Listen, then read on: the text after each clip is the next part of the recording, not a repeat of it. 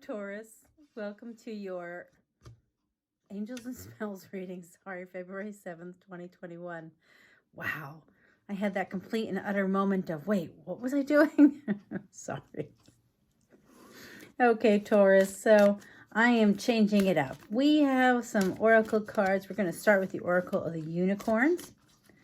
We're going to just do a whole bunch of cards because I'm kind of having fun with that. So, Taurus, what does Taurus need to know? Whoop! And look at that, it popped right out. This is probably one of the prettiest cards in this deck. Goddess. Honor your divine feminine energy. See your inner beauty. Love every part of you. Beautiful, right? I mean, look at that. So, what are you not seeing, Taurus? This to me is a card that says, I don't see myself as I am. Which I have to say, in light of the way the world has been lately, I think that's not uncommon. So, this is one of the little reminder cards from the Law of Attraction. Awareness. Oh, how perfect is that? Because you don't see yourself as others do. That's what I get the feeling, that you're missing something. When I focus on positive energy, I am aware that I attract more of it. So I was once told that I tend to focus on my negative aspects, not my positive. So I don't see that I can be this nice, wonderful person. I see whatever a negative side is to that. And that's what these cards are pointing out, that you need to focus on your positives. Because when you focus on your positives, it brings the positive back to you. You know, if you focus on your negative, then you're more likely to bring in people who are going to show you your negative. It's like an affirmation of, yep, you're right. You are not very patient. You are not very calm, whatever the negative is. So focus on your positive aspects, and that will, it kind of works like when you throw a stone in the pond and you see the ripples go out. Well, when you throw positive energy out, it kind of ripples out and it grows. And it's the same concept, positive energy or negative energy. And here is a spellcasting oracle card, grieving. Now, I know this card says grieving, but if you notice, there is this big, beautiful butterfly here. And I don't think this is grieving death. I think this is grieving transformation.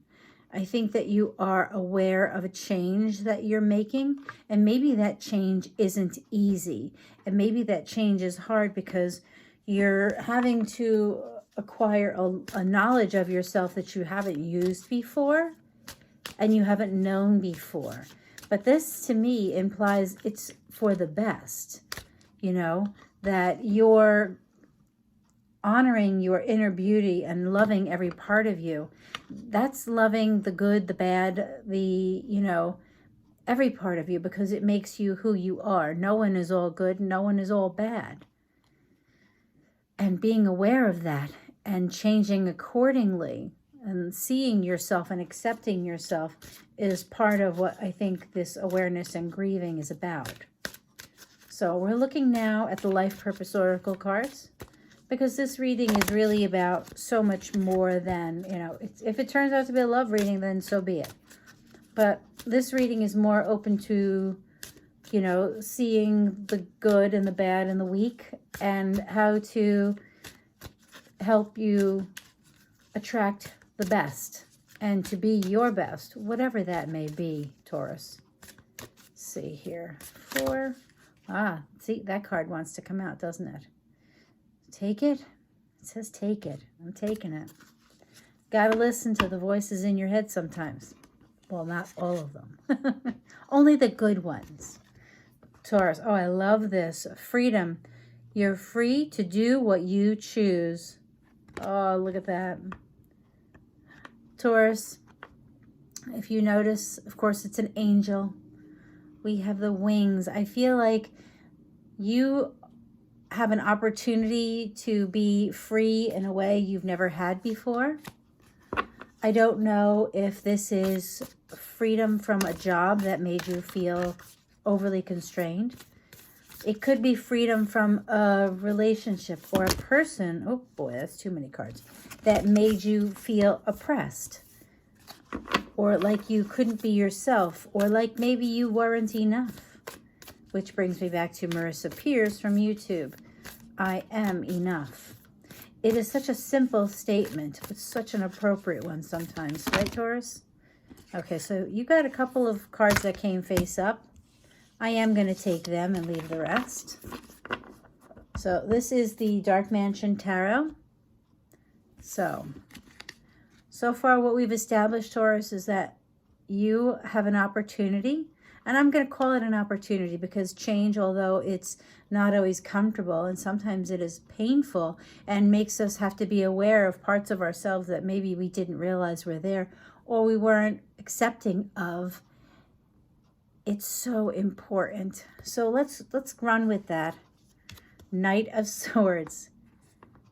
Wow. I'm not sure if this is you, Taurus, but I have a feeling that this is... Maybe this is your inspiration. Is there an air sign around you who seems to have a devil-may-care attitude? Just goes for it. There's not a lot of thought, just going for it. I'm doing this, and I'm not going to plan for it. I don't think that that's really Taurian, though. You then got the Two of Pentacles. And for me, I don't know. I think that this may be your inspiration. You know, maybe you saw somebody who did something similar and now you have this moment where you can be free. You can start anew. You can be the person you wanted to be. And the Two of Pentacles talks about, you know, juggling, being busy. But this Two of Pentacles, although it's not even, as some of my Pentacle cards, my Two of Pentacles are, the bottom one does show that he's got it under control. So it looks to me like, seeing this Knight of Swords, that maybe you did start this journey. Maybe you started your path to freedom. And maybe it's a monetary freedom. Maybe you're starting a new business, or you're starting something that is taking you believing in yourself and being aware of what you're capable of. And it's going to be allowing you a certain amount of personal freedom you've never had before. And I think that you are aware of this, and that this is that pentacle. This is you being very in control of certain parts of your life. And the other one, you're still trying to figure out. I almost want to say, like, you figured out the money part. Like, you can do the business, the whatever it is, the job. But how you are in it is kind of a question mark. And I say that because we have the ship in the background, which is about moving, and we have the water. And the water isn't really rough, but it's not completely calm either. And he's next to suitcases, so moving. So maybe you've gotten the idea under control, but how you fit and where you fit in it is still a question mark. And if it applies to you, you will know what I mean. If it doesn't, you're going to say, not for me. And that's okay. That's okay. But this job, this whatever it is, and maybe it is a couple. You got the Two of Cups. This is your perfect partner. I mean, look at the way they're looking at each other. And the doves are together too. This to me signifies two people who are very well suited for one another. But as always, you have to remember, this to me is like the Garden of Eden, because you have the apple with the worm coming out of it. And this to me means that be careful. It is the Garden of Eden. It can be the Garden of Eden. But we do remember the story of Adam and Eve, right?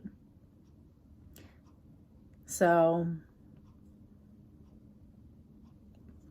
like anything else, life is a choice. It's full of many choices and free will.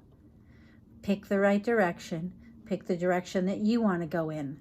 Do you want to focus on the positive? If you focus on the positive, it looks to me it ends up with a perfect partner, be it a business, a career, or a person. But it all starts with you believing in yourself, being aware of who you really are, being willing to transform into the best version of yourself, and knowing that it's going to create a freedom for you to move on to something I think you've always wanted. So thank you very much for being here, Taurus. Wow, that's deep. That's all I can think of. Please give me a thumbs up, subscribe, and remember, take care of you, Taurus. Bye-bye.